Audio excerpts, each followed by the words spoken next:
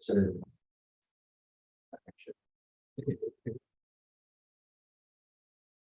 Live? We're live, whether it's the TV or the mic. All right, listen, Jim Gully, we're having a general service meeting tonight. One of the other members of our general service committee is not here yet. But the other members are here. Sue Steele is here, a member on the committee with me. And we have, members, I don't have my sheet, I'm supposed to have it right on it, so can you write that down for me? I don't have that sheet, I'm supposed to write who's here, so. Yeah. Yeah. So I am here, as you know, and Sue is here in the committee. We also have council members, County Wilson, Irene Soriento, Emily Men. And you guys, if you would introduce yourself to everybody. So they all know who you are. Tom Abbott, supervisor of the sanitation department. I'm Joanne Gant from dispatch. Please use the mic so people out there would see. I don't know if there's anybody out there. I'm That one person will call and complain. Joanne Gant, dispatcher. Chuck Wade, Commissioner of General Services. David Bucket, Litter Enforcement Officer. All right, great. Okay, thank you for coming tonight. So, the reason I call this meeting was simple. There's been a lot of things on social media and complaints coming to me. I can't speak to the other council members. I did send a flyer out, an email out to the other council members. If there are any concerns, anything that they thought of for general service, they should bring it up. But I just want to address a couple things because I've heard a lot of it. And I don't believe it to be facts, but I know that people throw out a lot of stuff out there. I thought that maybe tonight we could clear it up for everybody else that might have. It seems that there's a lot of times when people are calling into the city in one of the departments for service, and they say they're either not getting a call back or no one responds back. And somebody says, well, somebody will call you back, and they don't call back. So I was a little confused as to how that trail starts and how it works through the department. I know that there's been a lot of confusion with calls to sanitation saying, hey, with leak bag, you know, Gordon, there's a confusion there. And I just want to know how you guys handle that process from the calls that come in. And I'm not sure if you're the only dispatcher for all departments, I am. all those calls. Oh my God. Just in general, she does a very good job as far as Yeah, correspondence. I'm not here, I'm really not here to do not or doing something or not doing something. We're just trying to understand the process of how the calls come in, how they get related to departments, how they get handled, because we want to try to at least get the education out there, because I see your boards, I go into your departments, I see all the names, all the numbers, all the people, stuff there. But I don't think everybody else thinks that there's that many calls, so I actually took pictures of what I've done in that office. I get a call. I keep 4 lists on my desk for each day. One will be leaf bags, north and south. One will be brush, north and south, potholes, north and south. And any other calls, I write everything on a list. I answer every call that comes in. If I'm on a call, I'll have 2 or 3 calls waiting in the voicemail. If it goes to a certain department, if it's nothing that I could assign, I forward it to the department. What happens after that? I don't know. If they're looking for a call back from a supervisor, I obviously can't do that, so I forward messages. Yeah. I call litter patrol all day long. He can attest to this. I use my personal phone and I text them throughout the day. This person needs this person needs that. If it's something that it's dire, it needs to be done, broken glass where kids could get hurt. I call my guys. I have their cell phones because we don't have working radios. I wrote everyone's cell phone number down and I call them throughout the day because I'm not afraid to call them and I don't care if they hate me or not. I love that. Listen, can I ask you, do you have like do you know a number of calls you get every day, or is it just a range? Like how many calls do you think you take a day? I could get up to 100 calls a day. 100 calls a day. I talk to a lot of people. I do my best with Yeah. what I'm given. I can't transfer calls. I don't have the ability to transfer calls on my phone. So I have to write numbers down. I'm walking to other buildings all throughout the day. This person needs this. you know, I have a message book, I write everything down in, I write every appointment down. I don't get communication from everybody, so I don't know if calls get answered. I don't know if pickups are made, because nobody tells me anything. So Okay, I take- answer everybody. Okay, I want to take 1 second to say that ex officio Council President Carmel Mintello is here. And then I want to ask a question to Chuck. Chuck, is there any reason why we don't have that ability to transfer calls to the departments that complaints are going to? Jim, that I honestly don't know. I don't know. I think it's the phone itself. There's definitely some issues down with the building that I believe are being The, worked the on. new building? So you're working down at the new DPW building? Yes. I look at the old one. Where's the old one? In the old building. Down to go. Did we used to be able to transfer calls? Or was it always this policy? Either over the radio, walkie-talkie, Or or never right direct to an apartment? no, to an or apartment? the caller gets to the supervisor. Emails, Do you, and just to back up, not only does she get the 100 calls, but we also obviously get emails, we get the calls from obviously council members and constituents as well, so we're also adding on to the additional. no, I get it, I've seen the list. I just think a lot of people out there, and I know we're short-staffed in some of our departments.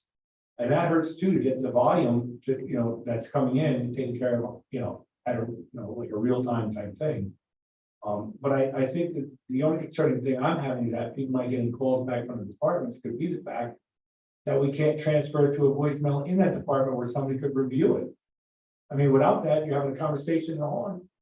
She's stuck going to tell somebody, hey, you got a call. And 3 other guys get you here before they get to their desk and they forget about it. It just doesn't seem like it's modernized enough for a simple fixing. And I understand, I just hope that when they do fix the new building, they fix the new phone system too, because that seems. I was down there. Yeah, and voicemail, you have voicemail. Does it, I'm gonna ask you a question, does it max out a lot? No, I keep up with my work. I'm saying, no, I'm not trying to say, I'm just, When I first started, I took over in January. yeah, I took over in January, the voicemail box was completely full. I don't think Donna knew how to delete things that she's answered. So I went through and I told the company, had everything deleted. yeah, I delete it twice a week. yeah, Every call, either I call back. If it's something that's not serious, I write it on the list. And my list get posted every afternoon for the next day. when you call back, if they don't answer, you leave the message. I do leave a message. Cool, A lot of people, I leave my phone number, what time I leave for the day, what time I start that morning. I'm getting calls sometimes before 7 o'clock. Yeah. If it's not a serious phone call, like pick up my leaf bags, if they don't request a call back, I write the leaf bags on the list. Yeah. And it goes out for the next day. What happens to the list after I write them, I do not know. I don't know if they're getting picked up because they take the list and that's all I see in it.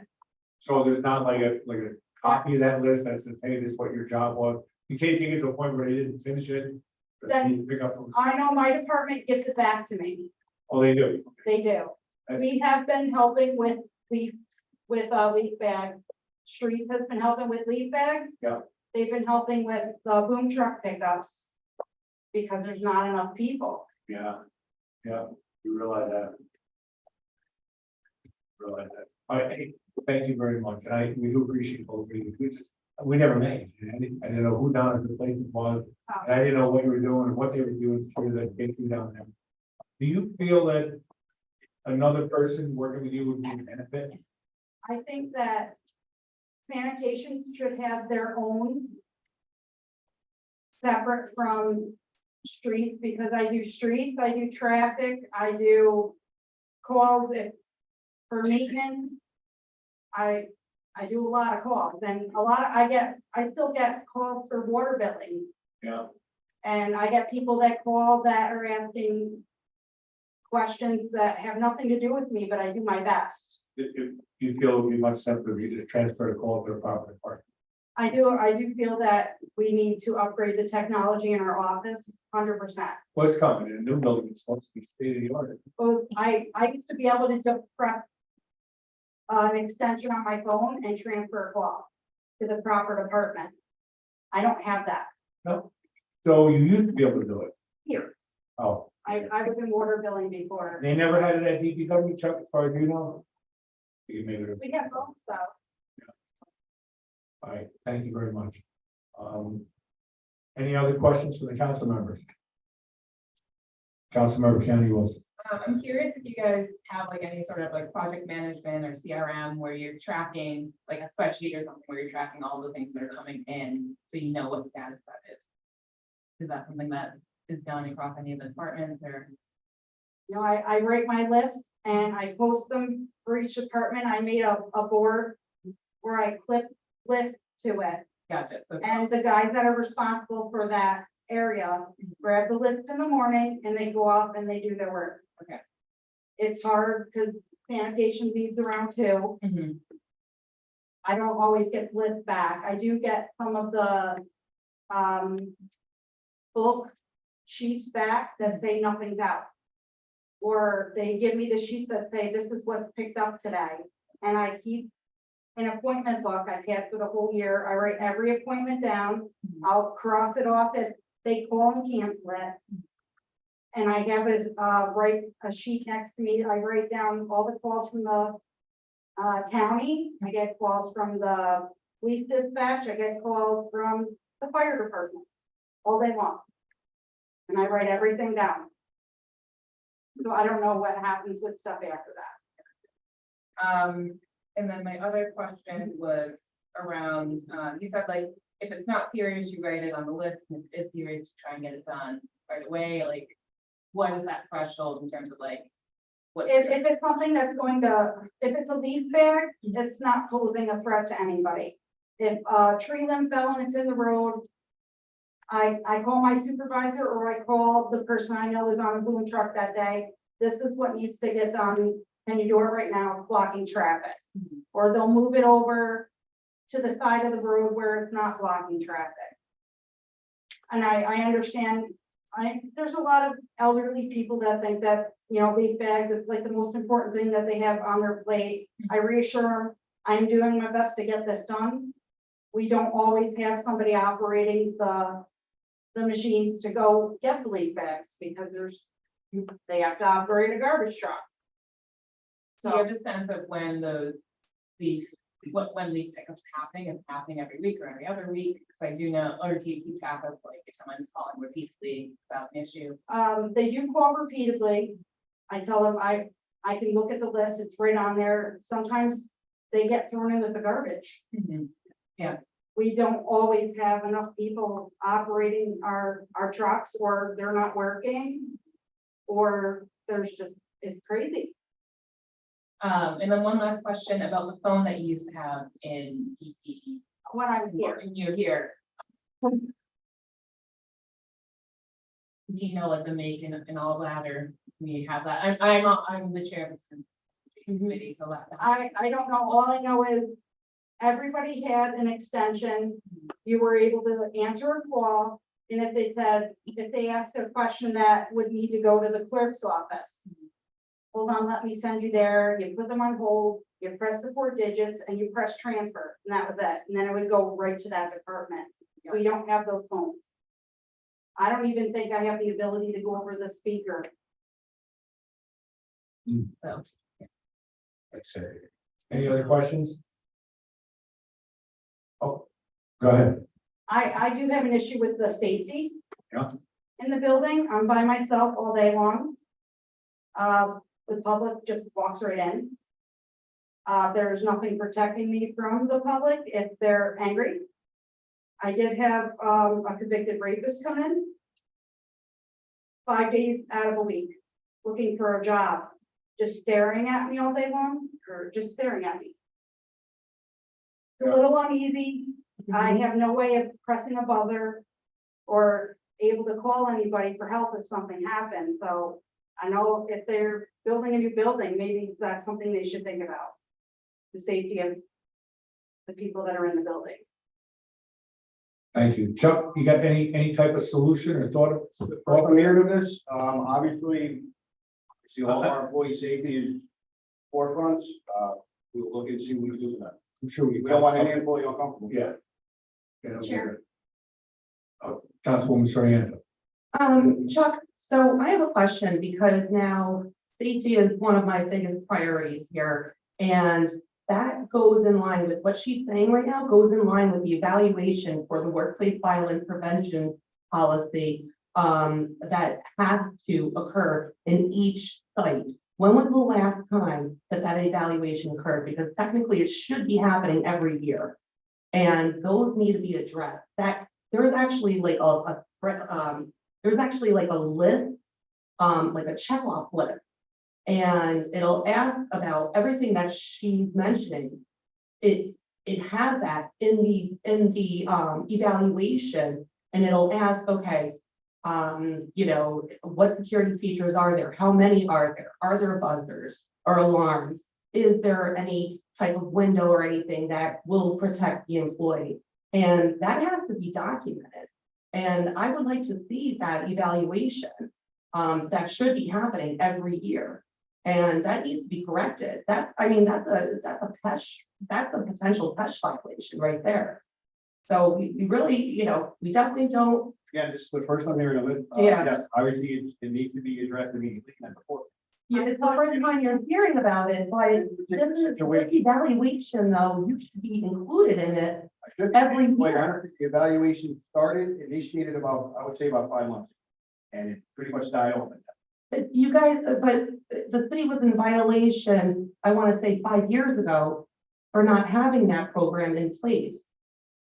And the city started to form a task force that actually addressed it. Task force kind of fell apart. Yeah. So that's something that we should address. All right. Yeah, thank you. Thank you for being honest. All right, so any other questions on the delivery of the message?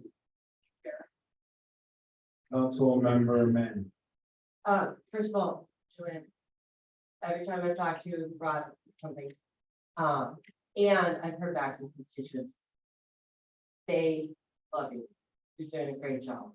And they were sad when Donna left, but they're like, the new Donna is great. I grew up in the garage. My father worked there when I was born. Yeah. And I used to get to go over and see the trucks. And then my son got to see the trucks. And I wanted to be part of something that he was part of. So it makes me happy that people say nice things. Yeah, and you know, a lot of that doesn't flow back enough. But so at least in a public forum, let me say it. And it seems like, you know, Councilmember Scully did ask the question that I had, which is, you know, what would you like, what makes your life easier from your, this nexus point for so many different departments? And I like a really key nexus, because you're one of the people in this, that works in the city that like call one number and you get a human being immediately. And that, you know, one of the things that I think we've seen over the last couple of years, and a theme that I think this council has heard a lot about, it's like communication between the city and the residents. And I would say like that's one of the strengths of one phone number and you get a human being. You don't have to go through a menu. People come when, by the time they've gone through 9 different options, they're coming in hot. It's like, I was hired to be a dispatcher and I don't feel like I can dispatch. Yeah. I think that for me, more positive reinforcement for the guys that I work with.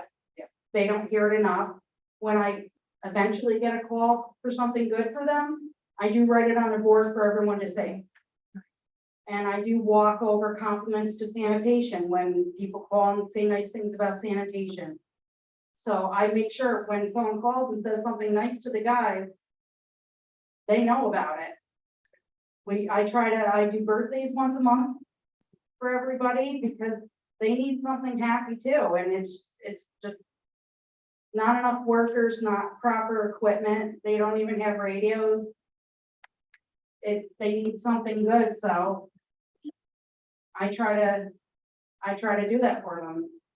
But the equipment's terrible.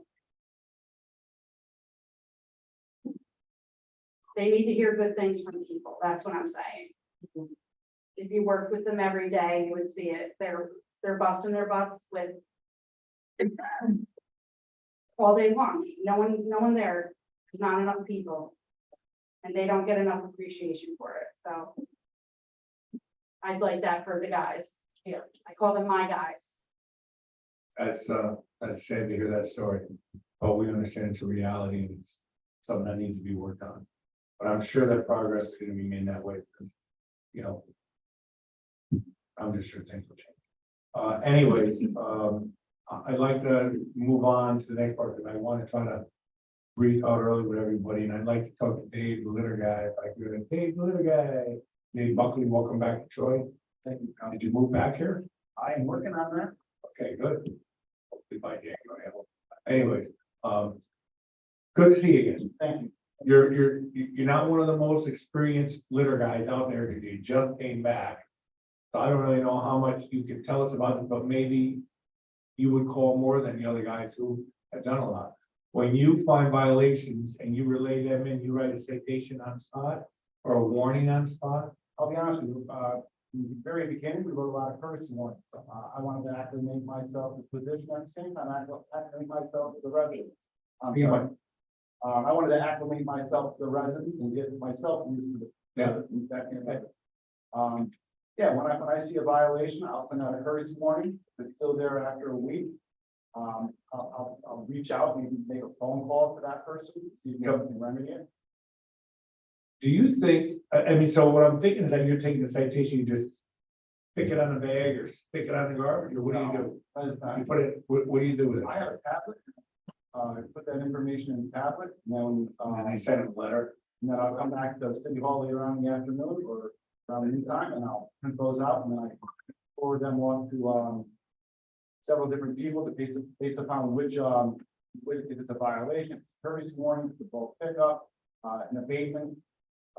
So we do pretty well rounded when it comes to Who do you forward them to? You said different people, what? there's a couple names, and apologize because I am that new where. That's okay. I think it's Emma, and I know that Belinda's a big help for me, holding my, helping me. In which department? It's gonna be Treasurer? in. Belinda finds. Really? Okay, Yeah, all right, that's good. So you send them right to billing, then they send them out. they send them out. So it's a pretty clean system. Yeah. And it's all on that little tablet thing. That's correct. I can research that information, I can go back and look at other, violations in the past. And see how frequent that is. Yeah. We update information as we get it, for instance, if I meet someone at a property and they're the property owner or the property manager. Yeah, we'll include that information to update that information so that we can get a hold of them. How old would you say your violation list is in litter? I mean, how, you know, some that are deep, would you say what, a year? Well, I A mean- year? I mean, you see prior violations, and I understand that this has been going on now for, this particular program's been going on for about 4 years now. So there is a history there, but these are also, they also show code stuff from, code enforcement as well. Yeah, It's just identifying which one would be relative to, the law enforcement aspect. because you're outside the yard, they're inside the yard. Correct. Okay, get it. All right, thanks, Dave, appreciate it. Any questions from members of the council? Oh. Councilmember County Wilson. Yes, it's very humble, grateful. Yeah. And I just wanted to say, Tom and the commissioner, have done a lot to help me, learn this process, and my fellow, litter enforcement officers have been nothing but beneficial. So I think we're off to a good start. That's good, we're all in it together, that's right. Chair. Councilmember Men. I know some municipalities use the system, speak, click, fix, people can identify a problem and it electronically drops the information in, and it seems like we've got like 2 departments with 2 different extreme ends of technology. And we've got a little bit of work where we could add that even bigger layer workload. Because lots of people can see things, but like creating, I mean, it seems like even just in your time back in the city and then previous role with the police department. You know, I think we have a sense of the hotspots in the neighborhood, and I'm sure you have a sense of hotspots for illegal dumping. Code certainly does. And like a way of being able to communicate that information to the public or to neighborhood groups, so that then you can get that support from people who are active members in their neighborhood, who are out there, like maybe know some other methods. Obviously, you know, we have to have the basics in place before we can add layers of work and technology and infrastructure and training. Like the nice, like it's like ideal, but not maybe realistic right now. But, you know, I think I think one of the things that maybe this meeting can help us with communication is across different departments, if we're seeing particular addresses, particular owners, particular locations, vacant spaces that are popping up code violations, are popping up litter complaints, are popping up illegal dumping. You know, how can we better communicate across departments?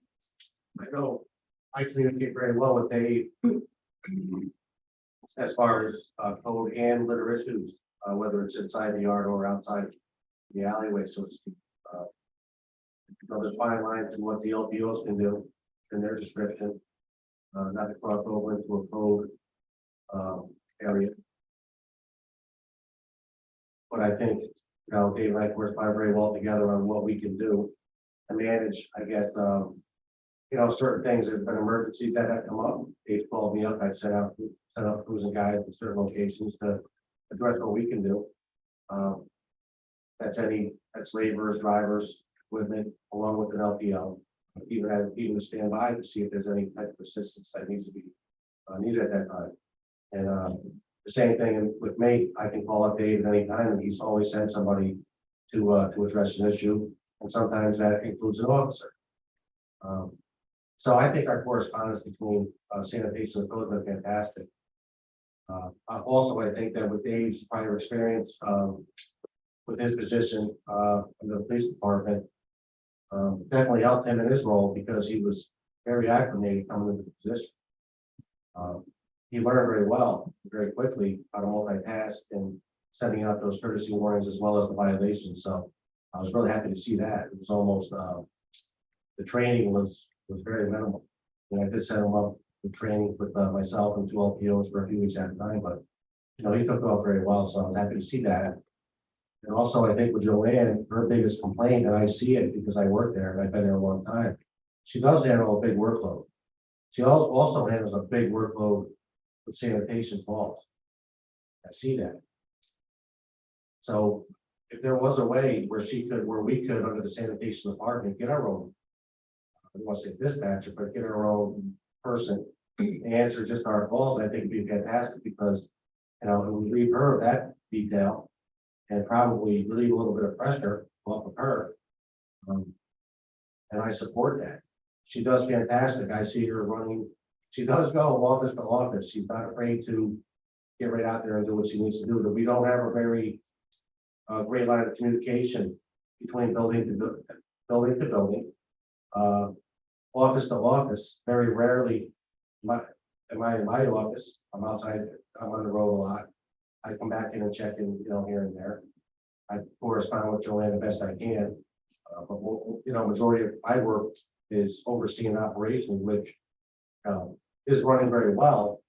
But that also is because I'm present. Hey, Tom. I believe Joanne is doing a wonderful job. She shows a lot of passion in her job. That's important for any employee. I respect and appreciate it. When the call is out like this leaf thing that's going on with a couple of people that you know, who've had these conversations. I don't understand sometimes when they say these things have been left here for 3 weeks. So I don't think the problem is with Joanne communicating. I think it comes from after that communication is made. And I think, again, I think it's locked because it's verbal. I think everything should be in a text, everything. Because verbal will be lost the minute somebody walks away from you. So I think walking around the departments and tell somebody something really is not as efficient, because I think that texting would be better because it would help them also remember it after that conversation. She does a lot of handwriting, but she also does a lot of emailing, which is good because there's a lot of times I might get an email later on in the afternoon and I cannot send it through out. Texting is so simple, email. She does. Yeah. Sounds. Good. Get off time to go. I agree, and I'm happy you're doing, I'm saying maybe that's the job of making, When we get a hand list, regarding like the leaf bags, I may not, well, I get that list every morning off the board. Prior to even the guys that are in the building, during my preparation time to get things rolling. Yeah. It also gives me time to get the roster together, as guys can, I have to review calls and things like that. So, that list maybe that Joanne gives me, that goes out every day. I don't give that list back to her because I was always under the impression that once I received that list, she's counting on me to get that done, which I Absolutely.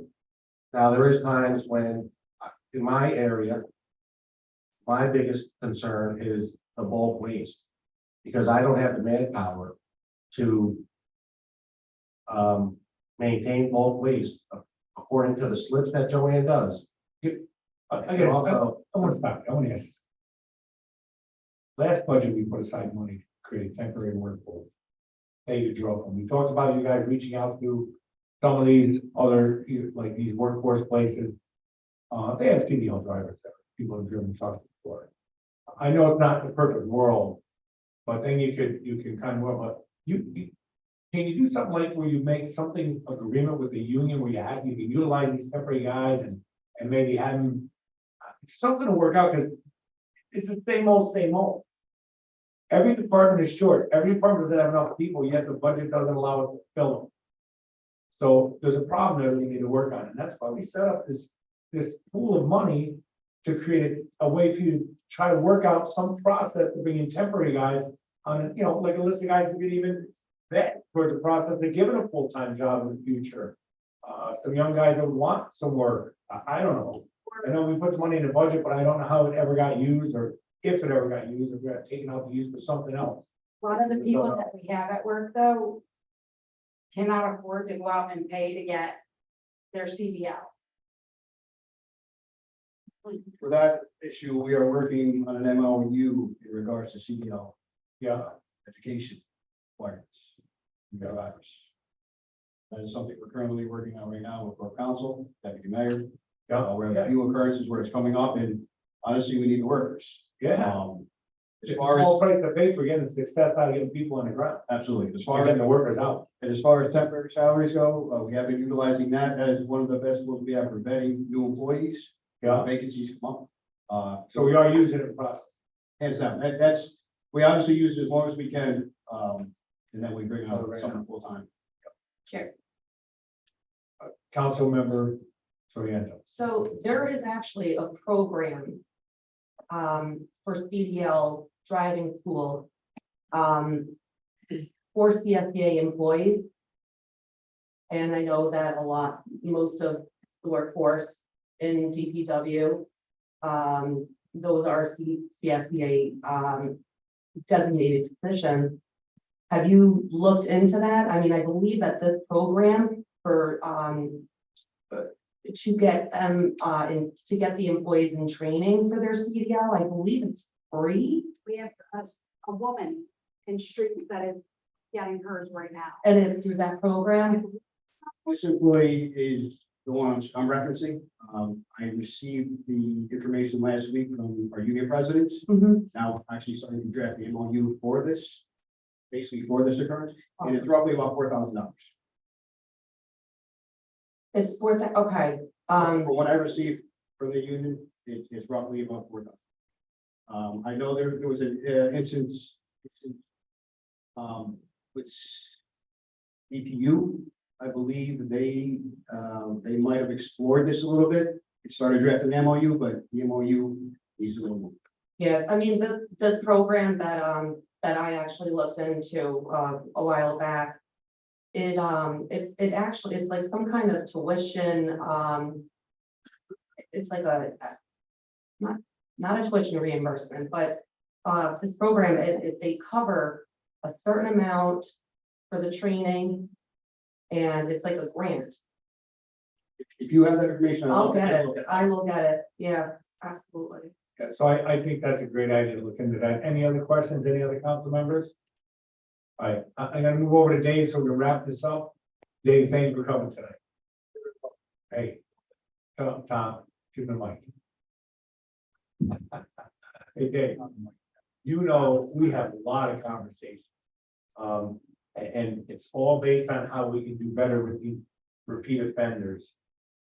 I know there's been a couple of complaints, but I will state for the record that every time I call, there's been results.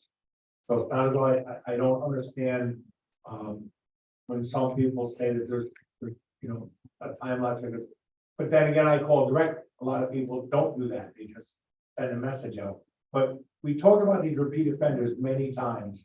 And, you know, you've heard a lot of chatter in the mayor debate about the RLP program and, how do we get to a way, with your experience, and you're the most experienced guy here, how do we get to a way to kind of really get a grasp on what we need to do to try to go after these guys properly? You know, is it enforcement, bigger fines? Is it direct contact? I mean, what is it? We can't figure it out. A lot of people just say, geez, we got all these people that just keep abusing our code system. I've been here 23 years and it's been going on 23 years. It's the same people over and over and over. And then we came up with they adopted the nuisance abatement. And then they found out that the nuisance abatement wasn't legal. You can't hold, how can we hold if a first floor tenant is creating a problem? And the landlord builds up nuisance abatement points and they vacate the building. The second and third floor will be actually being punished for what the first floor tenant's doing. It's the out of town landlords. My reach only goes 2 counties. We do have a process server now to sell, to serve LLCs at the Secretary of State, and that seems to be working. People are showing up to court now where they didn't before. If we couldn't put a name to the LLC, then there's nobody to hold responsible in court. There's no one person to hold responsible. Secretary of State had that information. The Secretary of State, now there's a process server that is serving the Secretary of State to the LLCs through the Secretary of State, and they're coming in. I mean, I don't like bashing anybody, but we need judges that are going to enforce the fine.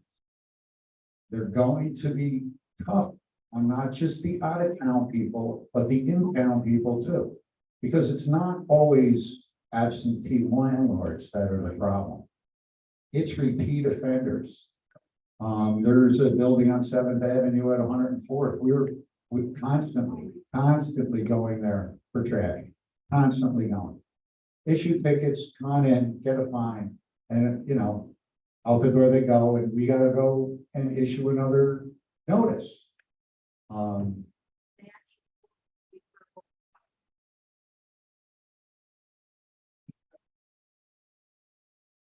I don't know if more people would help. ROPs, you want to get an ROP program off the ground. I spoke with Carlos Soriano, and years back, he looked into it. You're talking about another 5 guys in my department to do it. I would do that.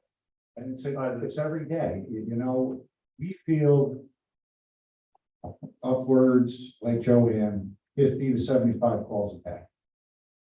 We write everything down, everything goes on a complaint sheet. The inspectors take those complaint sheets every day and they build up.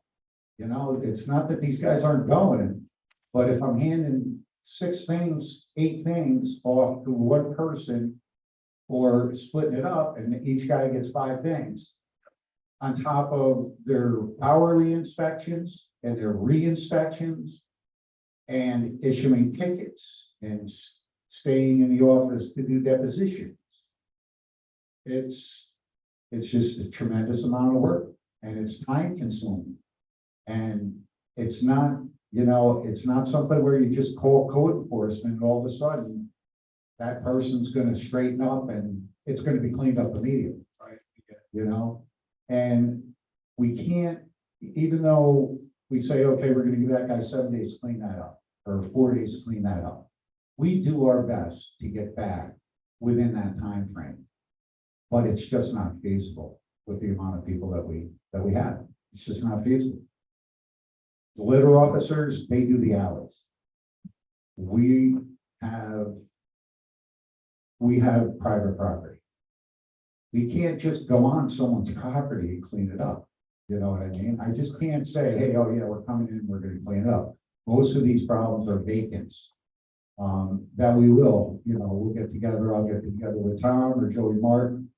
And we'll do our best to get it cleaned up as quickly as possible. But as the summer starts, that list gets longer every single day by 4 or 5 places. Every day. And the amount of guys down at DPW that have to do this work, you can't keep up. When I started here, you couldn't count how many people were at DPW. Now I can throw a rock and there's 1/4 of the amount of employees at DPW today as there was when I started. There had to be 30, 35 guys down there.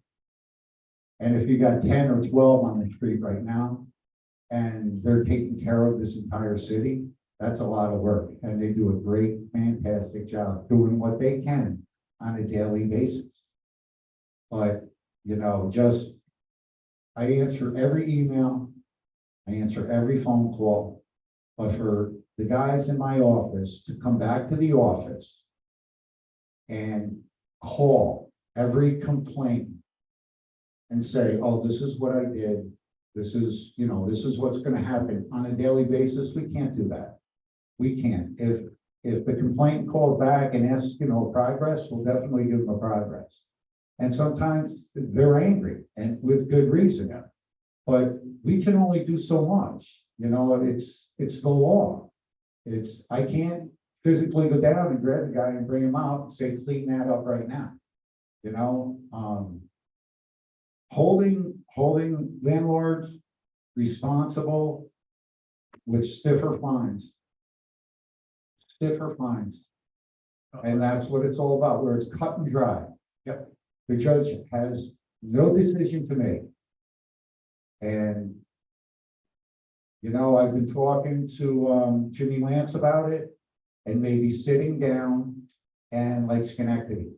They have a number on every violation. Broken window, $30. Broken lock, $20. So, but they have to issue tickets for every violation. If my guys go into a building and there's 60 violations and we have to issue 60 tickets to one owner, that one building is going to take hours and hours of man hours to get it straightened out.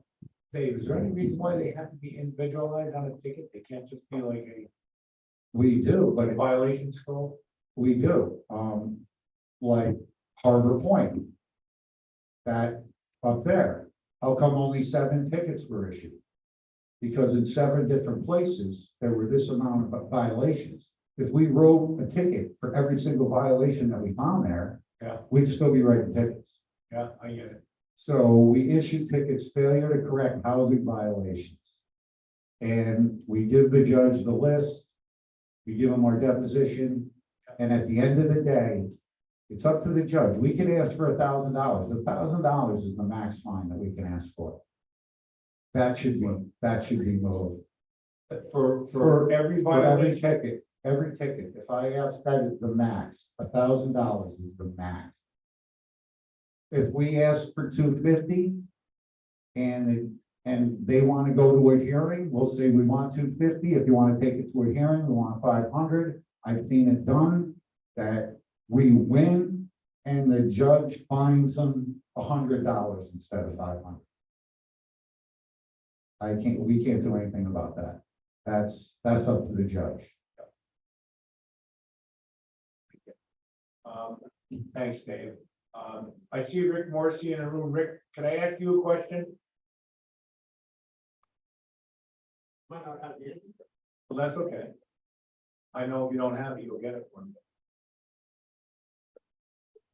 So I didn't realize, in talking about violations, our max is $1,000. Is that some sort of, like, is that set in stone? Is that something we can change? Or is that just like a state law? Or is that just our code? I think that's the max under the state property maintenance code, is it, Dave?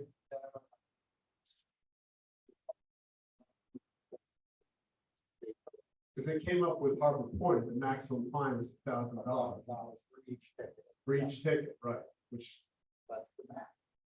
But well, we'll have to find out. I don't know if it comes from us or from the state. I thought it came from the state. I thought it was from Can we get that answer? I'd like to get that answer.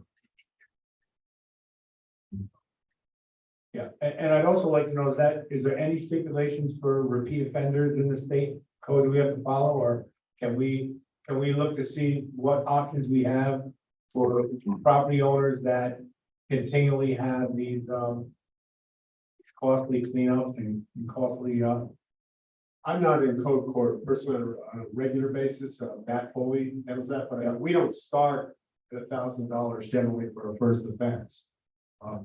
We Yeah, get, but I'm talking about we get repeat offenders. So when you have, so what I'm saying is when you have a first offender, it might be 250, 500, something like that.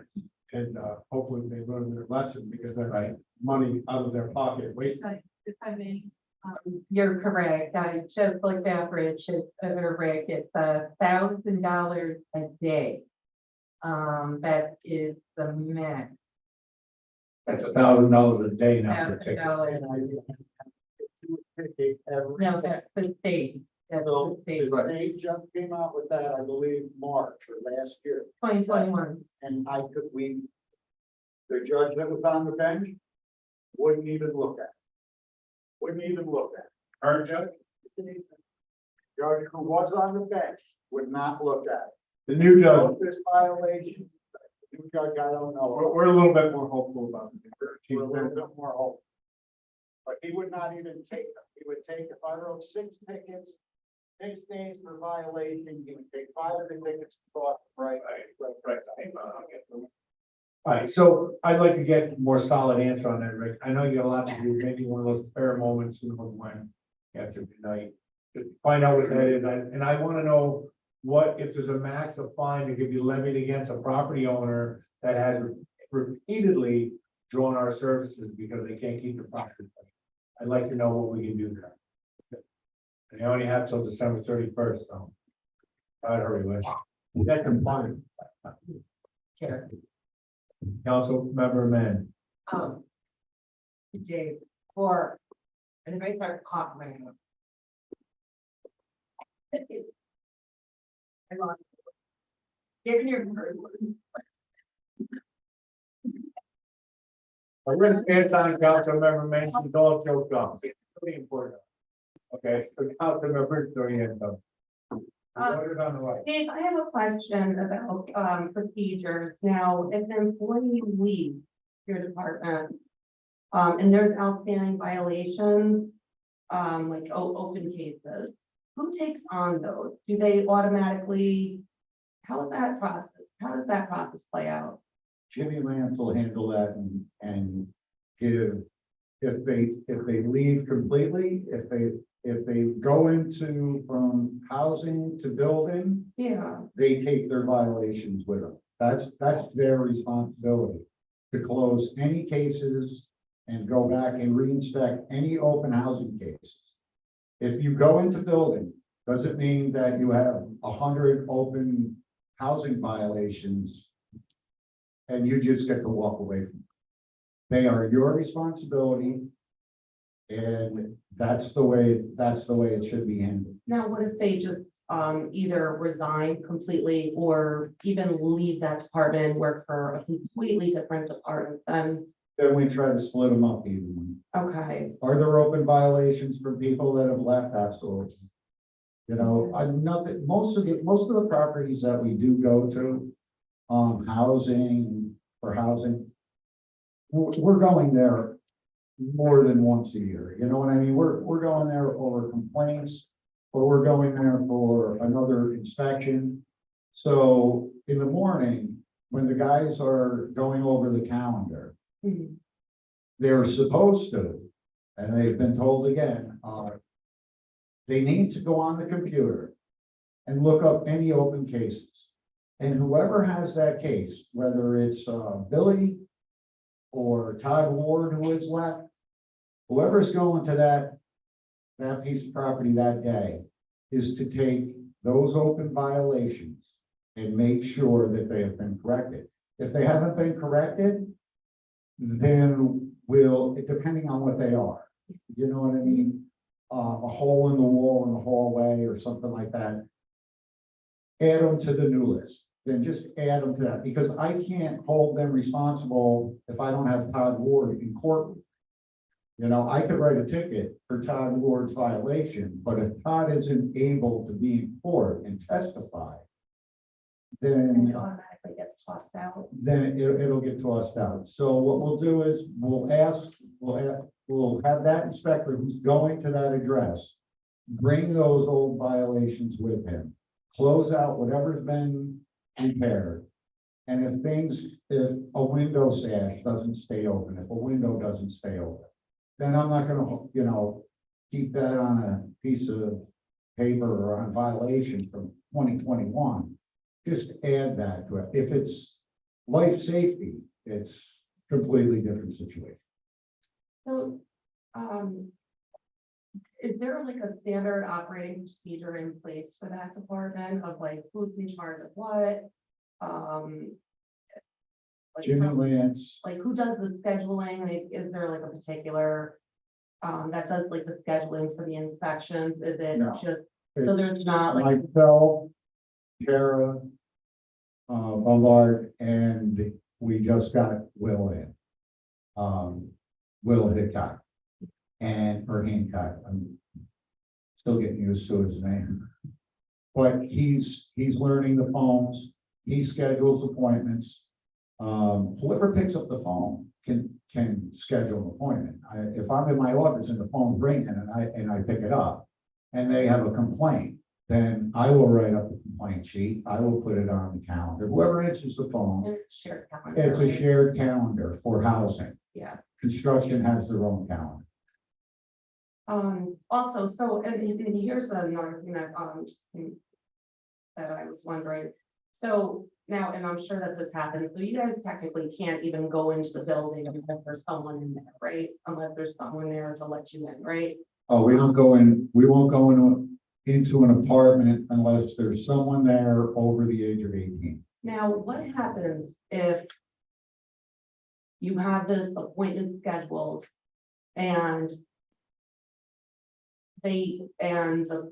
whoever it is, either the tenant or the landlord, they're not there.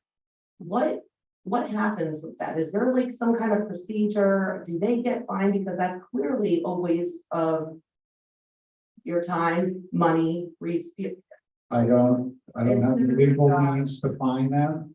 But what we'll do if there's a no-show. yeah, If they don't show up, then, we'll send a final notice. Automatically, it's the violations are not corrected. but as like a As a- no-show. But so for like they a don't- DSS inspection, if they don't show, the owner doesn't show, then the following is, if they call and reschedule, the tenant or the owner, we tell them that you have to have $75, a check made out to the city of Troy for $75. We're not coming back for nothing. Now, even if If they're. DSS calls, Mhm. again, we'll say, hey, or you can have DSS calls, and DSS sets it up, that DSS pays for it again. And that's even, so is that even before any violations are discovered? So Yes. that if they don't show up, like if nobody's there, then they, Well, if you called in a complaint Yeah. about your apartment, and we sent somebody there, and you weren't there, then we write no show. You know, apparently you didn't, violations aren't that big, or you've been evicted, or you just didn't show up. But to call in a complaint from a tenant, there is no charge. Any other council members? All right. Councilmember Menu, you your voice. I also want to note that Councilmember Figueroa is here. Yeah, we're gonna try to wrap this up in a few minutes, so we'll try to get this. I lost my voice and I've been able to talk very hard. Going, like, given the current workload for departments, for code enforcement. Just your regular day-to-day workload, I mean, realistically. What do you need in terms of full-time staff for number of for officers and support staff to really be, just to clear the workload that you have now? And manage. Could there be, is there room for more inspectors? Sure, there's room for more inspectors. With that being said, the inspectors right now, they send their own notices. We do have Will, he's new and he's being trained, you know, we give him a few inspections every day. We have housing inspections and what we call compliance inspection. Now, if you have trash all over your property, we're gonna write up, they call it comply. We want you to comply with this, and we can set the number of days that we give you to correct that. If we put those on a housing inspection, they get 30 days to correct the violations. Like if I go inside your apartment, send a notice, the landlord has 30 days to correct it. If they don't do anything, then after 30 days and we re-inspect, we have to send a final notice. Well, we have to, it's just the way it is. There used to be, first notice was a C notice, then there was a remaining notice, and then there was an H notice. Call us and tell us why you didn't fix it. And then after that, it was a final notice. So before I got somebody into court, when I first started here, it was 120 days. And then the owner would go, oh, I'm guilty, and they'd fine him $50. And then I'd still have to go after him for the same violations that we just gave him 6 months to correct. You know what I mean? We don't do that anymore. It's a C notice. If you're working with us and you correct the majority of it, then we'll give you a remaining notice that these items are left. And that's what we're looking for compliance. We don't want your money. We're looking for compliance.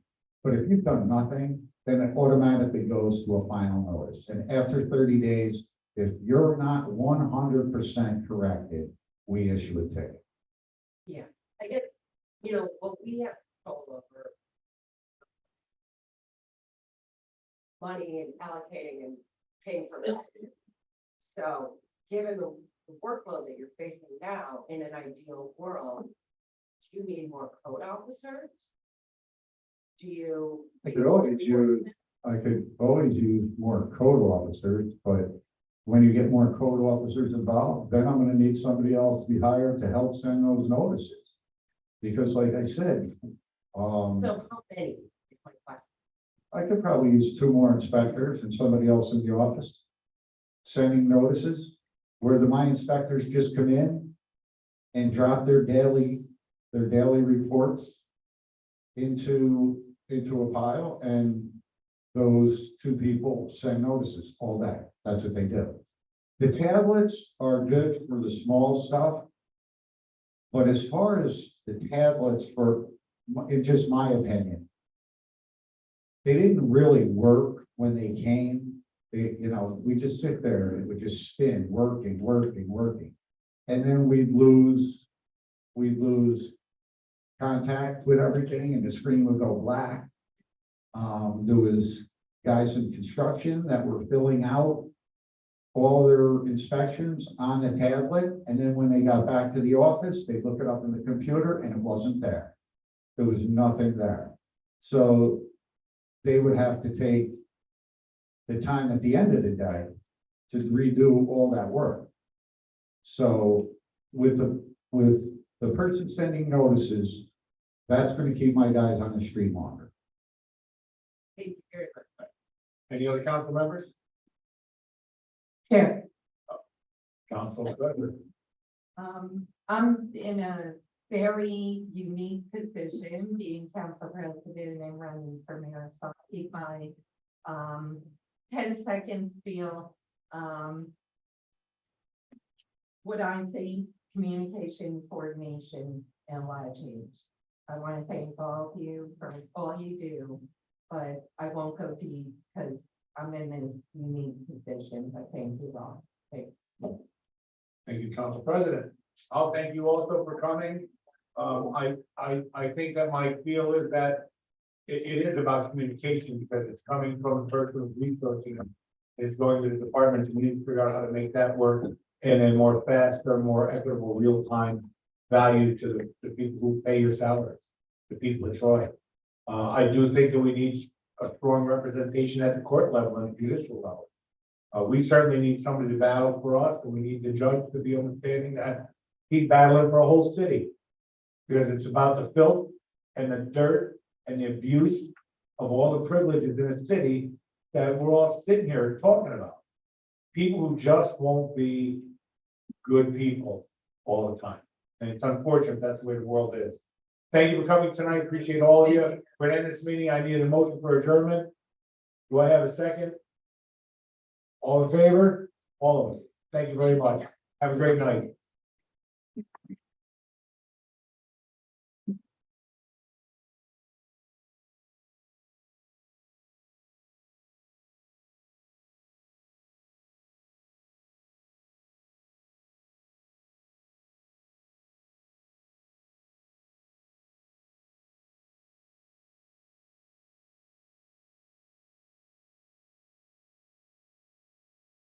Okay, folks, we're gonna go right into finance. I wanted to thank you very, very much.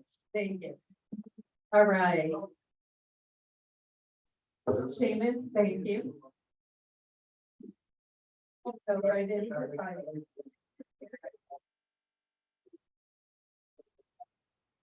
All right, I'm going to now call the finance meeting. We have Seamus, racking up the table. Thank you. Little cool. All right, if we could all stand for the pledge of allegiance, I would ask Council Member Conley Wilson to lead us in the pledge.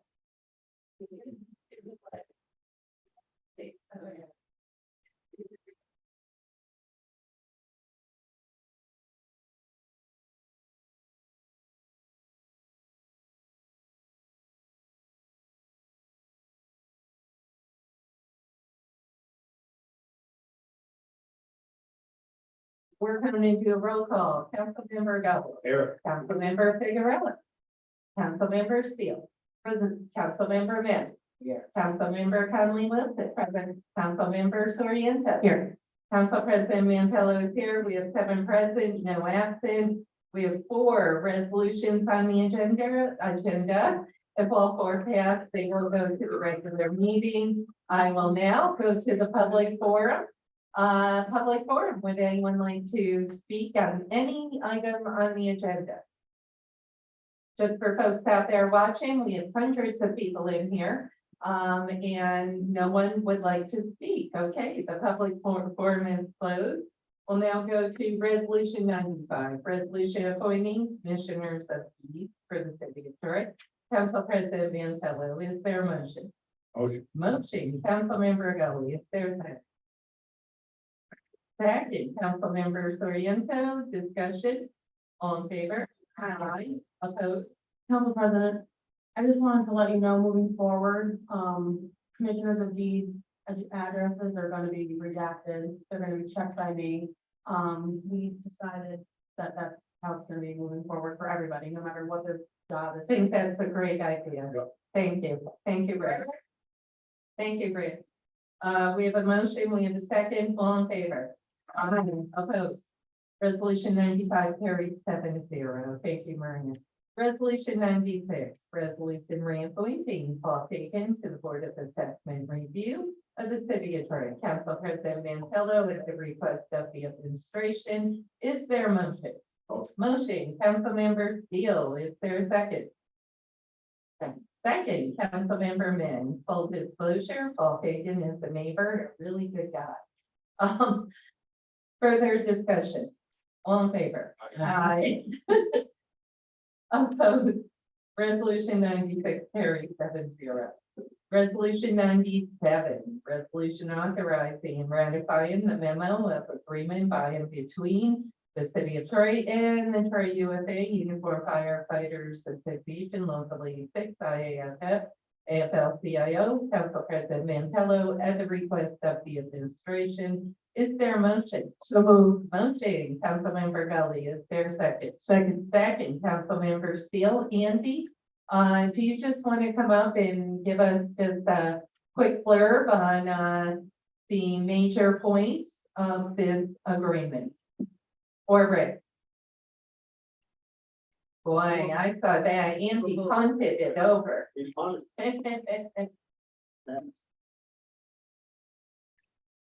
Rick, I just thought for the public, maybe the, hardcore points, what's retro, what's in store, what gives back, et cetera.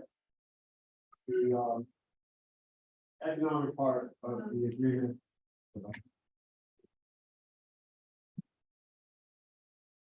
The economic part of the agreement authorizes 4% raises in 23 and 24. It's a 2-year agreement. It's full retro, so it goes back to January 1st of 23. In addition, there were 2 substantial grievances. One was much more substantial than the other, that are being withdrawn with prejudice. We'll probably note that in the agreement somewhere, but one involved a benefit. Problem with our contract or our collective bargaining agreement is that language accumulates over time, and then sometimes it comes to mean different things over time.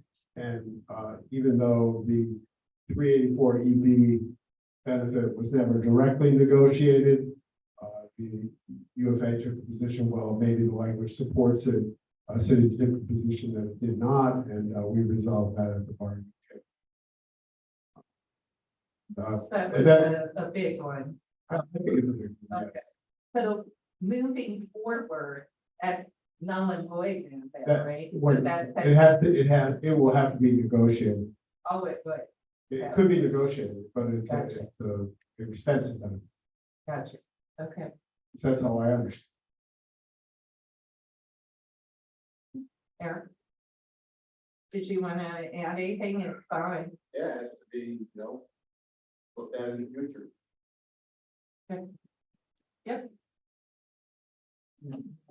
Perfect. Okay. Thank you, Rick. Anything else? I did see union agreed to withdraw failure to negotiate. this. Oh, I'm sorry. I, Okay. yeah, there was a improper practice charge against the city based on an email that I had sent. I didn't think it was much, but union did, make an issue of it at PERB. They withdrew that since we actually resolved the contract. Got it. Okay, thank you, Rick. Did any other council members? Okay. All right, Eric, what was the vote? What was the vote, the tally number? The number? Don't know if I can disclose that. It was a 2/3 majority vote that passed. Okay, 2/3. All right. Good to know. Thank you. I may foil.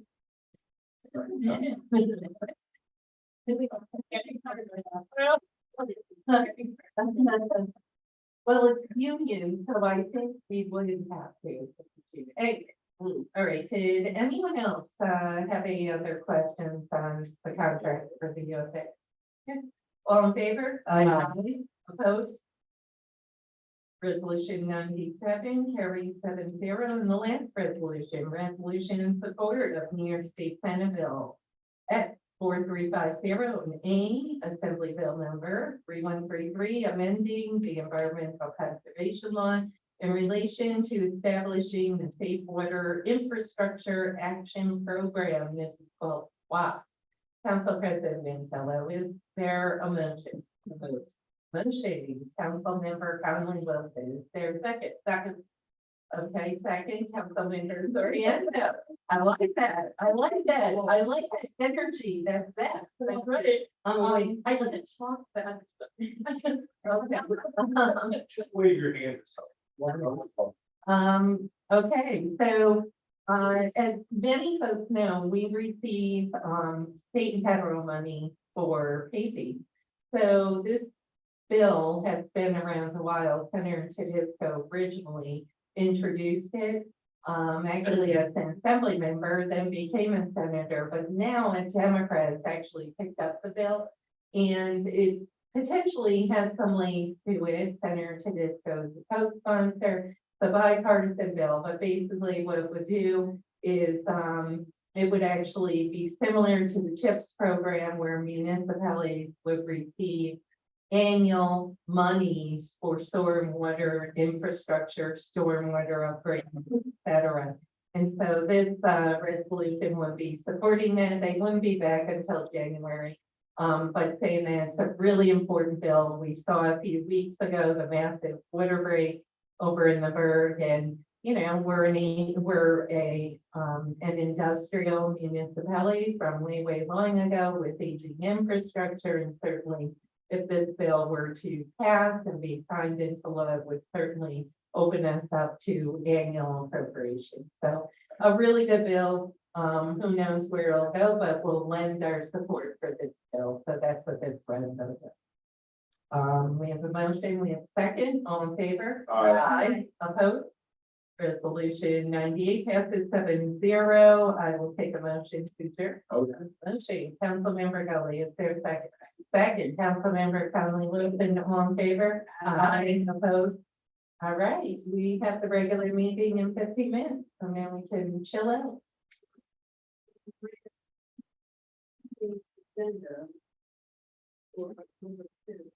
It doesn't actually, one that.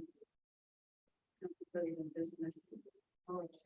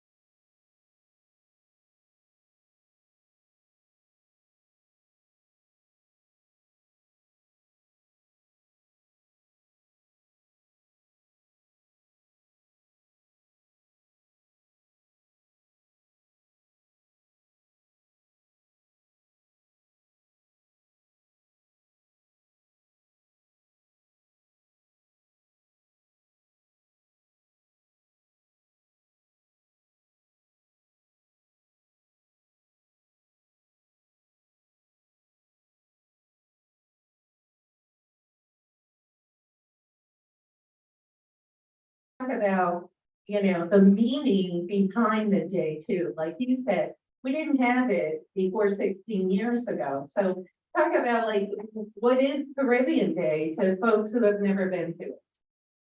Okay, it's about, when I first started, it was like a Caribbean culture day. Meaning I wanted all cultures to get together and celebrate as one unity. And because I see everyone does a different, what is it, Irish Day and different days, but I think we all as one should get together and have a culture day. So that's how it started. And then I said, okay, let's bring some Caribbean flair. We started bringing in the Caribbean bands and everything. My husband band came up. It was really nice. But Caribbean is all about us Caribbean people that no one really never recognized. And we are here and we want to expand and show our culture. I mean, I'm American, yes, but my mother's Crucian and I'm Dominican and my father's from Puerto Rico. So I still consider myself a little bit of Caribbean, but I love my Caribbean people. So I bring it on, and I still think we all get together as one. And so when I have the vendors come, I don't get just Caribbean vendors, if you notice that. I know. Every nationality are welcome to come and let's Caribbean together. This is awesome. And please, thanks for taking care of family. Did you see Hudson in there? Oh, Yeah. He opened up the show and I was scared to sing behind her. Yes, really, this is one of my 27 grandchildren. Right, and this is one of my daughter-in-law. So I have 27 grandchildren and 11 great grands here in Troy around the area. Yeah, but they are getting old, I'm not. Right. What about this guy in the toilet? He don't want to be recognized, but that's my son, JB over here, and he knows everybody in Troy. So he is, yeah, he's a man. And just Kevin Pryor texted me because he loves what you do and he wasn't able to make you having dinner with his daughter, but he just wanted to say congratulations. He loves you. Keep going, girl. And we have a resolution and you should know that your son, JB, contacted me and said, Carmela, is there something that we can do for my mom? And I said, something we can do as a council, absolutely. So you should know you have a loving son there. And I hope that someday my son does something like that for his son. He won't, but. See that? So on behalf of the city council, and I hope you don't mind because I did mention Lydia at the Caribbean Day, and Lydia said, I go by Angel, I don't go by Lydia. Exactly. Hey, before I read this, can you just sing us a little tune? Just something short. Hey. Whisper in the dark, I can't communicate. Love is so real, but hate is so fake. Haters in my way, haters in my way. Haters on the left, love is on the right. I'm living my life, I can't live it twice. I'm 8 years old, I'm making my moves. Got my hair down with some brand new shoes. Got my hair down with some brand new shoes.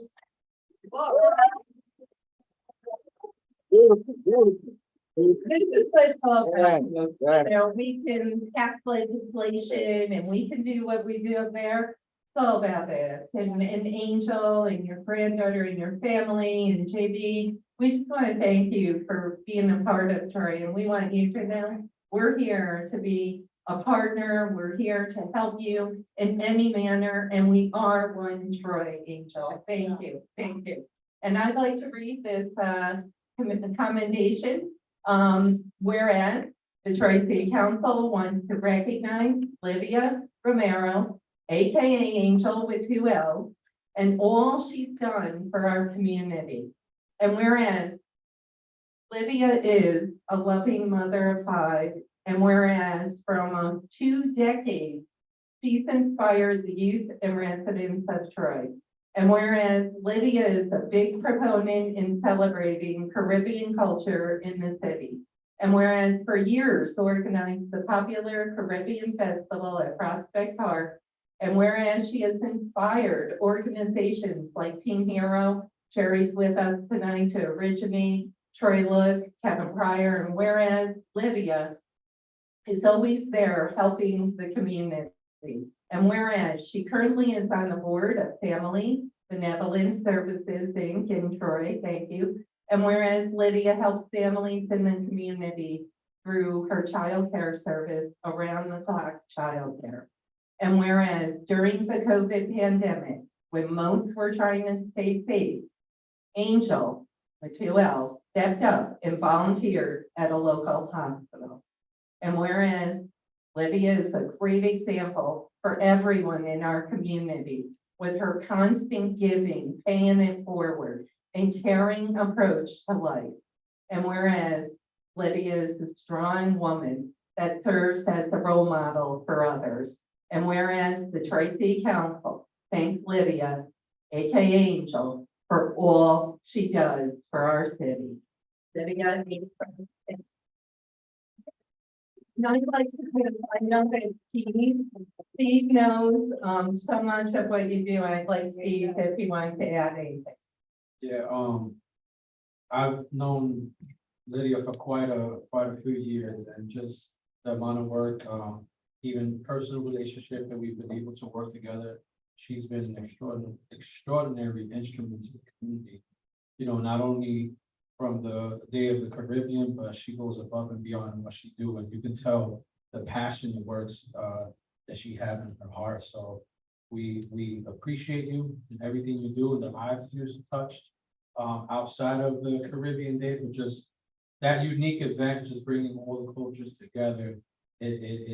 It seems like just a Caribbean Day, but it's more bringing the people, like you said, unity together and, you know, introducing different cultures to the community in Troy. So like I said, we appreciate your hard work and dedication to the community, and we all love you. Thank you.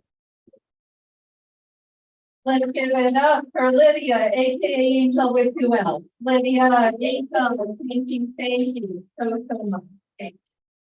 Did you want to add anything for your grandma? He's a good grandma.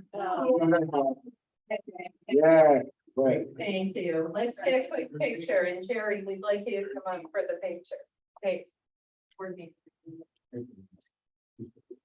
Yeah, we're like.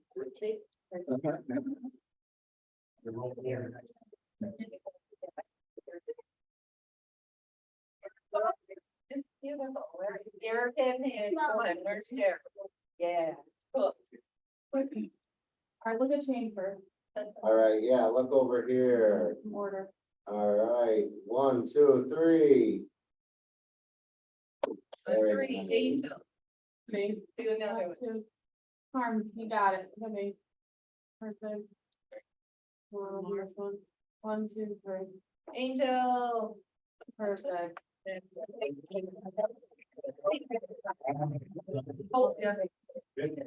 team time.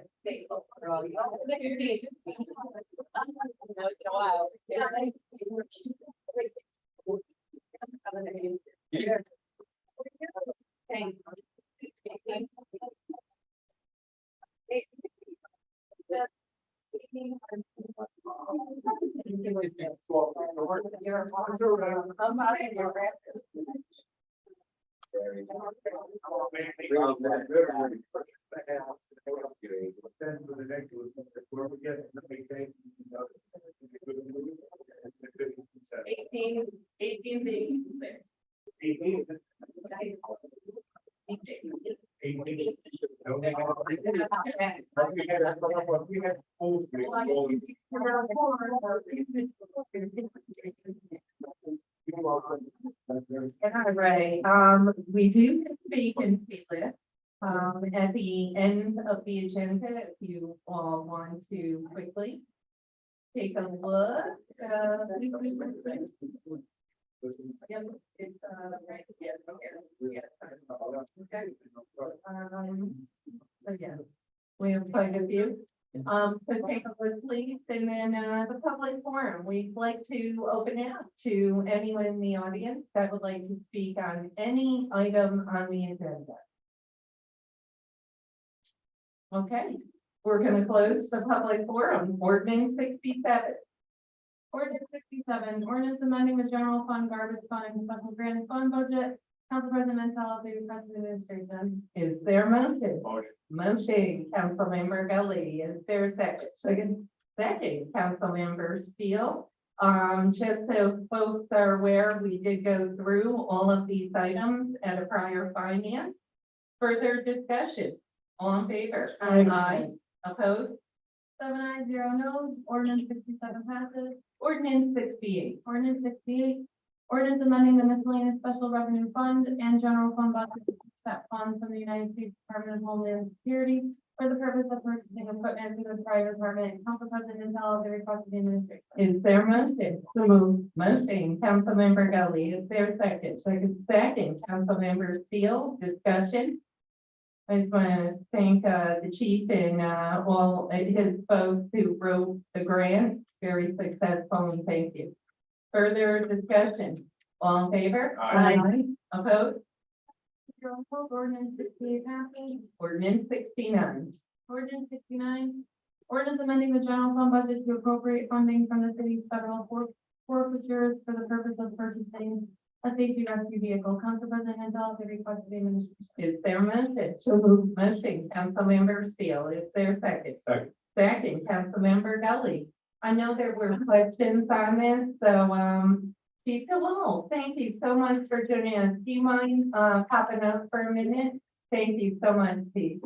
So just for folks out there, this is, you can find some federal forfeitures for what's called an armored safety and rescue vehicle. And Chief, maybe you could walk us through, how much is it used? Why we're purchasing it? I think it's certainly necessary. Walk us through this, that'd be awesome. Thank you. Yeah, it's used for primarily high-risk warrant services or barricaded subjects that have a handgun. And it provides armor for the personnel that are arriving on scene as well as the fire department personnel because they're there with us. They're part of our rescue component. We have tactical EMTs from Detroit Fire. And it provides safety for the public too. So suppose you have a hostage situation, you're able to get somebody out. You have an immediate place within the B until you can whisk them away from there. And we currently use it anyway, but you can only go to the well so many times. We've been using colonies on occasion, Albany PDs, New York State Police, the FBI's, but they can't always be there. So there have been some of those call outs that we've gone on, and we haven't had it, and we should have had it.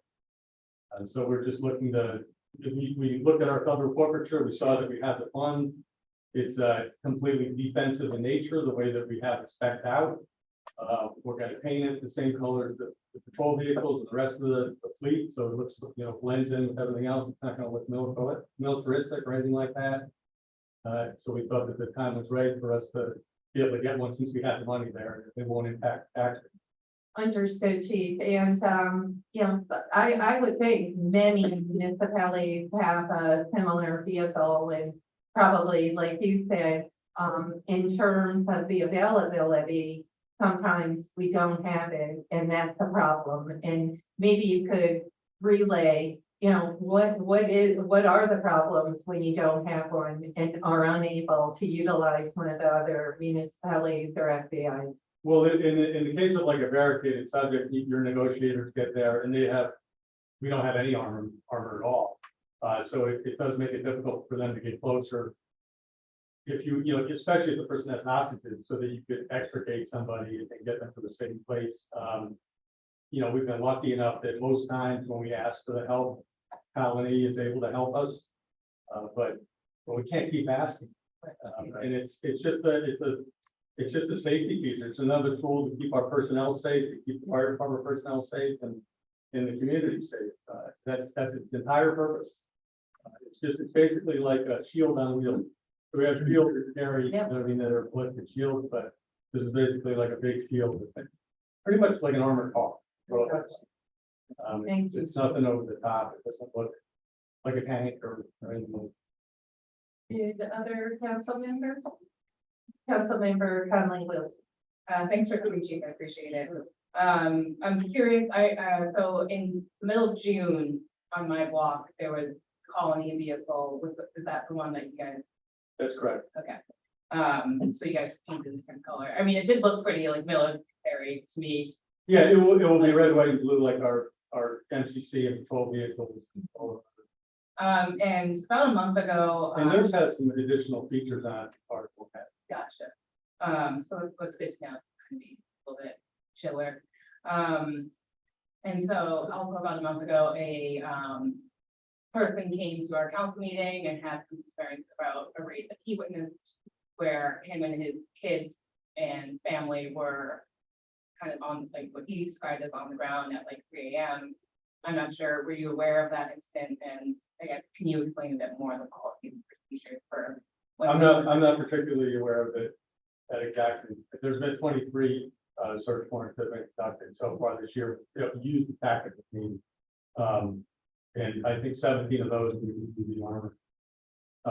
There's many more than that don't use the tactical team. So I'm not exactly sure which one, but depending on the incident, if you have a single family house or you have a house that you're not sure if it's one family or two family, because a lot of times landlords chop up their houses and think it's a one family and it's a 3 family. And depending on what kind of warrant service we're doing, for the safety of everybody, people get called out so you can get them out of harm's way, because you don't want the armed person to now take somebody hostage to talk to in a building or in a common area. And if they're not involved in it, they're take care of them, put them, it's, in some safe place until it's done. Yeah. And it's an inconvenience, I get that, but I mean, it's just the nature of the business. There's not a whole lot of other ways that we can do it. I mean, we treat people nicely when it's, the innocent, what I mean, that you're dealing with, but you have to know that, you have to get to that point, and just because there's children involved, doesn't mean that the person that's coming out, it still isn't the person that's causing the issue. I mean, a lot of times people unfortunately use their children as shields, and they use their children to distract. So that's, that can happen. So you're really just trying to be as safe as you can.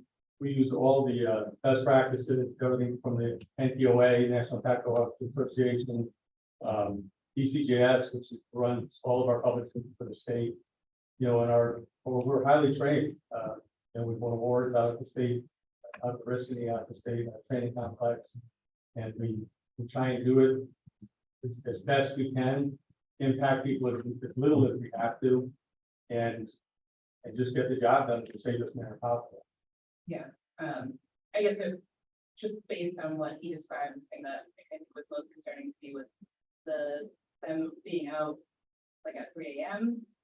And the fact that his apartment was also like turned over. Yeah, I'd have to know more, because the fact that it's at 3 a.m. piques my interest, because most of our warrants aren't until 6 a.m. Yeah, So for somebody at 3 a.m. and having something that stepped off immediately, somebody had a gun, somebody was, holding somebody, or it had to be something that was of that nature for it to happen at 3 a.m. And if we have a search warrant, it's for a specific area, so it's saying a 2-family house, if it's for the second floor, it's just for the second floor. Yeah. You can't go into the first floor and toss that or anything like that. So Yeah. So not knowing all the information and you only having a little bit of it. Yeah. I'm kind of at a disadvantage. and then the raid that happened on my block, I got a call from an constituent, and she was speaking about her experience and that she was without her medicine. And, while the officers would try and go in and get her medicine, it was not the correct one, so kind of curious. In that particular incident, we have investigated that. It was unfortunate that she had to be taken out that way, because the door that was breached was the incorrect door. It's the same house, but there's doors that are next to each other, but that door was pointed out. So this particular situation, it was a hostage situation. A female was able to escape. She was sexually assaulted by the person that was in that building. She went to the hospital. She pointed out the door for us. The probation officer who had that, because we found out who the person was who had that person on probation, pointed out the door to us. So given that information, we thought we were hitting the right door, but when you get in there, like I said, landlords break things up and change things. That wasn't the right door. It was the door next to it, because there was a new wall put in, and it didn't lead to where we needed it to lead to. That was unfortunate. We felt bad about it. We took her out and put her in the car. We did the best we could to take care of her. She had, said that she was a diabetic and she needed her insulin. We had the medic immediately come over, they checked her out, they tested her, her blood sugar was fine. And we got her out of there as soon as we could. Her car was locked in, so it took us a little while to get her car, but when we were able to, we did. And I know she's been in contact with her Office of Correctional Services, and they've been, speaking with her and seeing, how we can make her whole, because we want to, obviously. I mean, the windows got broken, and I think her couch was ruined, and so, we're trying. And when we come to what we can do to help her, we certainly will. But that was an unfortunate incident. It was not because of carelessness or recklessness or anything like that, but we were just following the information that we had. And so we did end up extracting, that was 8 hours. Yeah, right. Two of those people, 2 weeks prior. two people, two female victims were taken out of there safely, and then he was taken out of there, and he did have a handgun. He was arrested, and he was also given medical treatment as well, because he was having some crisis too. But it ended the best way it could, other than I felt bad for her. We all felt bad for the detectives that were on scene there are both super compassionate guys. And they were very apologetic and tried to do anything to help. Yeah, I mean, that makes you feel a bit better for that situation. Oh, yeah. We never want something like that to happen. I mean, we're in the business of trying to keep people safe and helping people. That's not, we're not gonna drop the thumb. Yeah, and like just witnessing it myself on like my block, like it's pretty scary to see a big vehicle like that on your street, Yeah. and- Well, that's what we had decided, the three chiefs had decided, that we're like, we don't want it to look that way. We want it to blend in. We want it to look just like we brought the MCC on the block, or, we just brought the community service van or whatever. So that's the way it's gonna look. Sounds good, Shane, thank you. Yep, Councilmember Man. Chief, thank you so much for taking the time to give such a detailed response to the questions that I have about frequency, spec from the vehicle, and how it's being stored and maintained. And in particular, for the information about federal forfeiture monies, how they can actually be utilized by the city and what the limitations are. And I'm gonna ask Maria to add that to our meeting minutes for today, because I think other people have down the road with questions about the vehicle.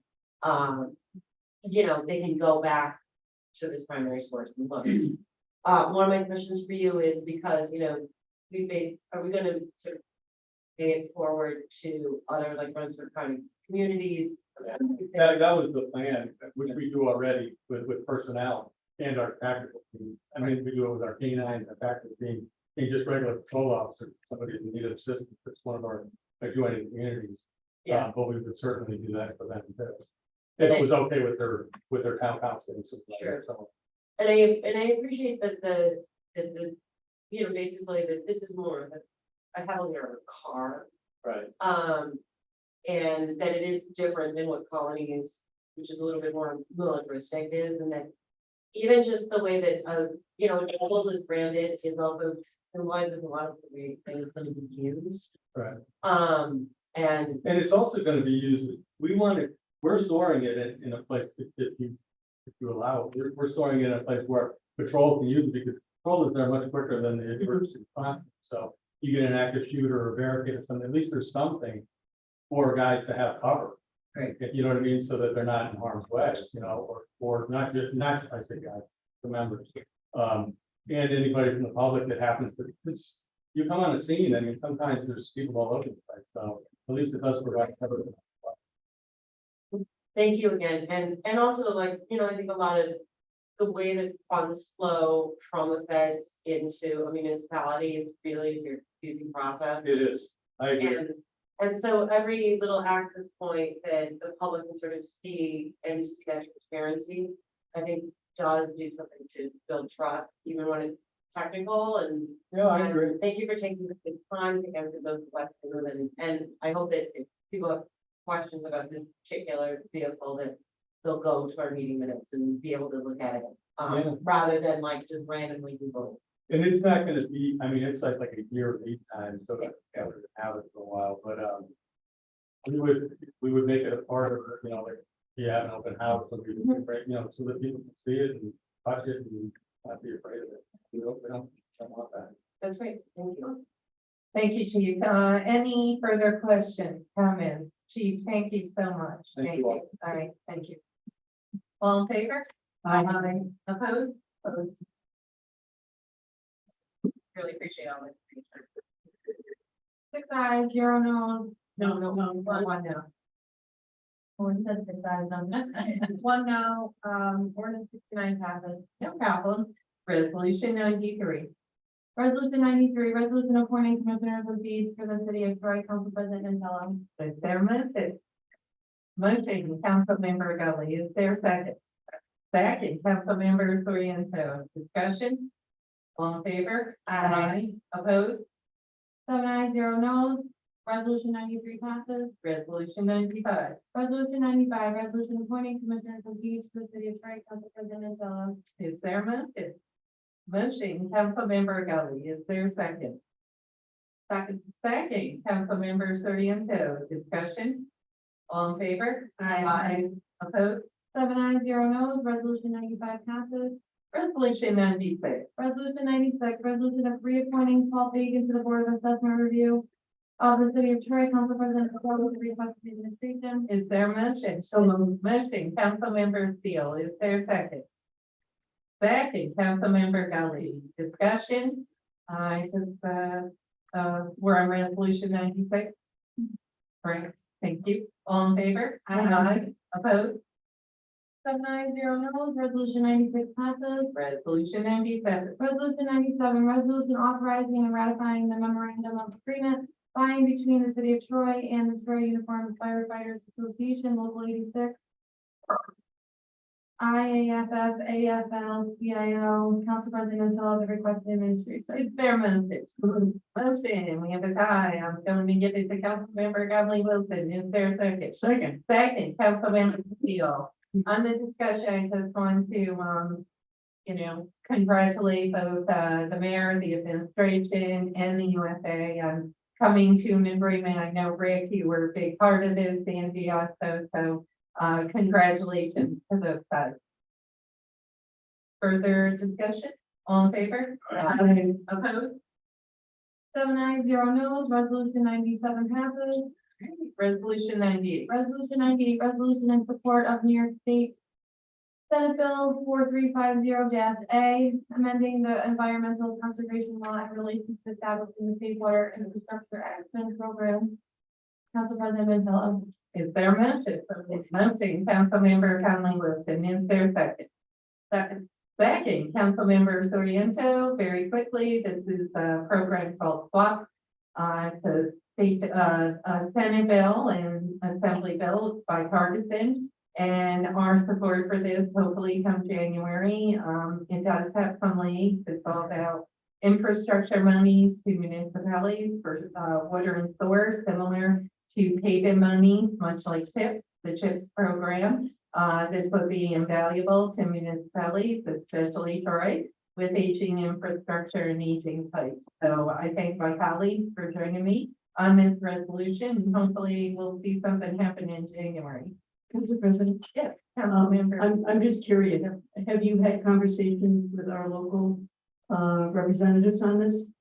I have not, but they are in the bill. So Senator Nasby, I know, is on it, and a number of other local. I believe that our assemblyman is not supportive of this particular issue, so I'm a little curious about it. John McDonald, not supported? And my understanding is it's actually going to support suburban communities more than it will cities, so I have some questions about it. It sounds good, like a lot of things do, but the devil's in the details, as I've said before. Well, I think if you read the legislation, the backup. I have, Yeah, Yeah. and, I have looked into this quite a bit for AC Town Village Public Authority, which proposes infrastructure consolidation in terms of funds that would be appropriated to those municipalities, money made available, maybe used to match other state, and federal dollars. I mean, honestly, I see it very harmless. It's a great bill. I did not know that John was not supportive. I do know there's bipartisan support on the Senate side. I don't know about the Assembly side, but I do know there are Senate Republicans and Democrats. So, Well, I mean, I just wanted to raise that. I think it's important for us to know these things. And,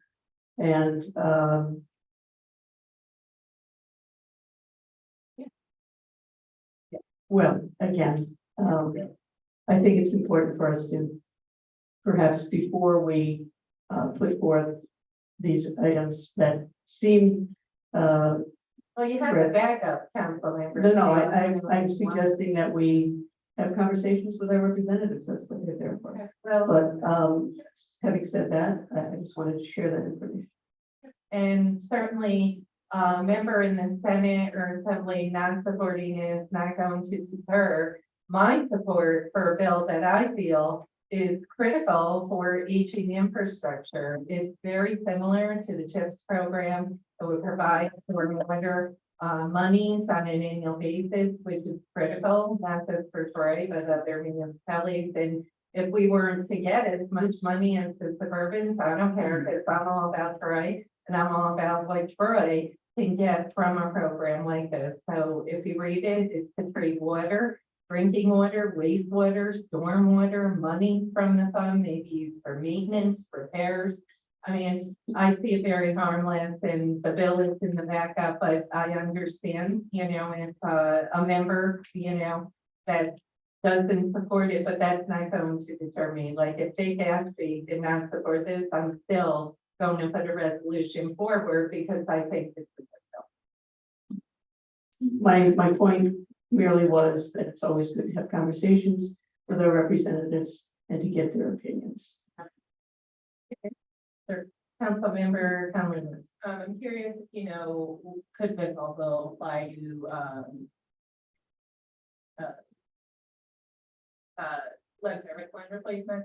I did see in here, Councilmember Conley Wilson, bear with me, I read it last week, drinking water system. I do believe, it could be used for lead water, replacement, and I'm not sure replacement, but definitely the drinking water in terms of the chemicals, et cetera, that could be put into the water for sanitary source system and states drinking water system, stormwater, sanitary source. And it's been a, Absolutely, yeah, yeah. Yep, definitely. Council President, Councilmember Go. I do believe it's the drinking water system that would include the piping that brings it from from the outside to the inside. So maybe it's. But I just think it's a good thing because anytime we can get some help from up above to help us secure some of these problems that we're facing now, and we're going to face over the next 10, 15 years, they're not going away. These two water breaks that we experienced in 2016 and this one just a month ago, it's going to happen because we have the whole world has experienced 100-year-old infrastructure that's up the top. So I think it's a good thing anytime we can get some help from up above to bring some money in here to help us cure some of the problems in Troy. So I'm going to support it. To your question, Councilmember Conley Wilson, the one thing I like about the bill also, it allows us to use, like, say, if it isn't a lot of money, we could use it for the match for some of the federal and state money, which is huge. Council President. Yeah, Councilmember Mann. In looking at the bill, which is, the line sort of about 25 to 30.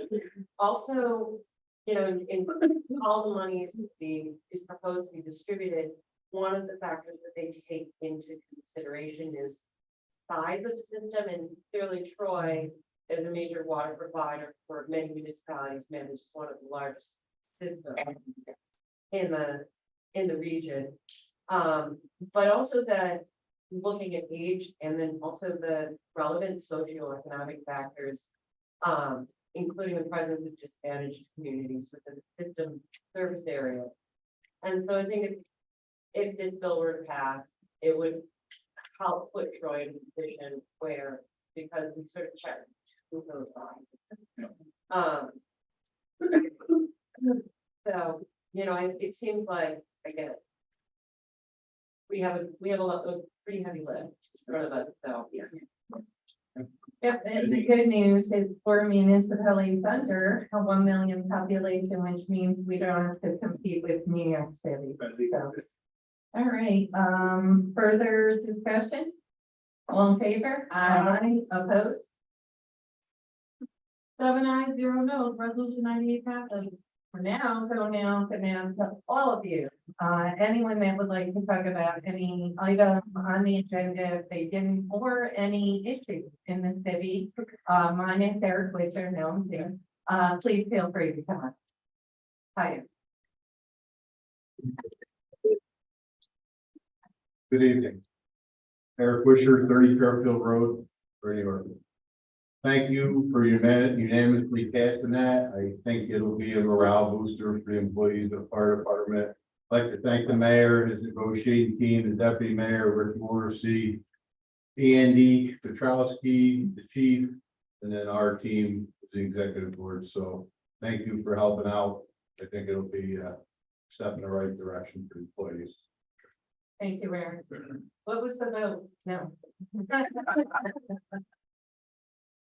Anyone else from the public? Okay, thank you all for joining us, and I'll take a motion to. Motion, Councilmember Gully, but there's second Councilmember Conley Wilson. Oh, last note, the mayor is scheduled, I believe, to release the 2024 budget tomorrow. Okay, I'm seeing me. So it's not tomorrow, before Tuesday. Absolutely. How about Mannering? The Manner.